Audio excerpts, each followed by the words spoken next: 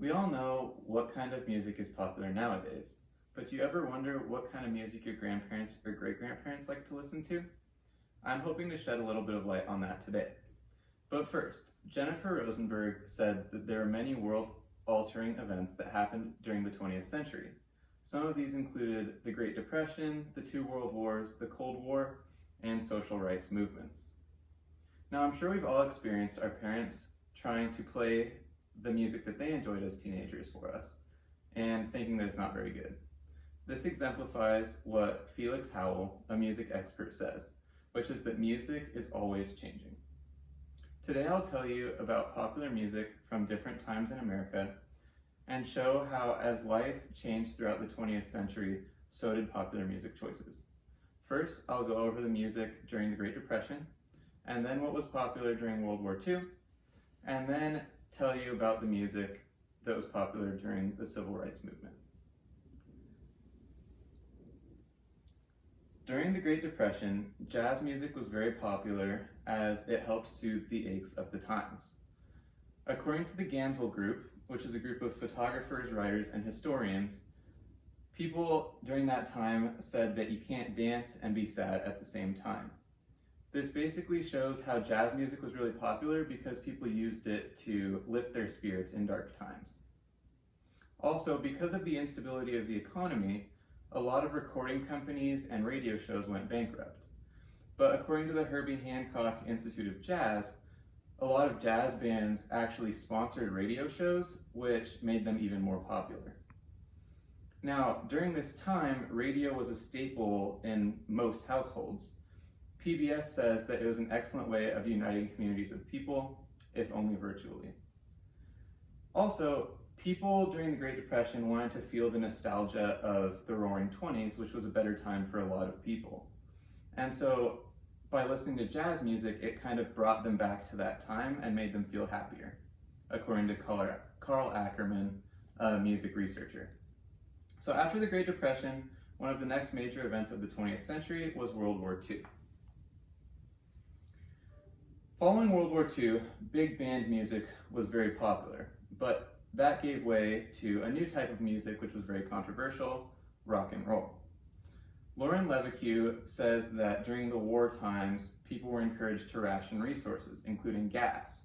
Gas was used to transport these big bands around the country, but it was very hard to transport such large groups of people, so that ended up getting condensed into a smaller group, which would consist of drums, a guitar player, a bass player, a pianist, one person playing brass, and then a singer. That allowed the new genre of rock and roll to emerge. Also, the war allowed for the baby boom. Now, once the boomers became teenagers, they decided they wanted to rebel against their parents, and one way that they did that was listening to rock and roll, which their parents didn't really approve of. Because of the sheer amount of teenagers that turned to rock and roll in that small time period, rock and roll became very popular in the United States.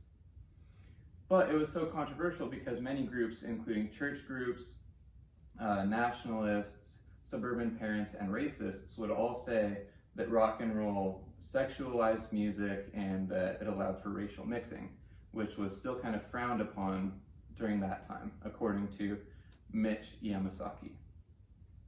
So this clear racial divide persisted into the 1960s, which gave way for the Civil Rights Movement.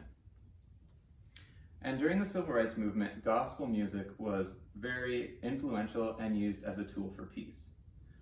Since the Civil Rights Movement began in the Bible Belt, which is basically just the South, a lot of the people involved were already leaders in the Christian church, which is one of the reasons gospel music was so big in that group.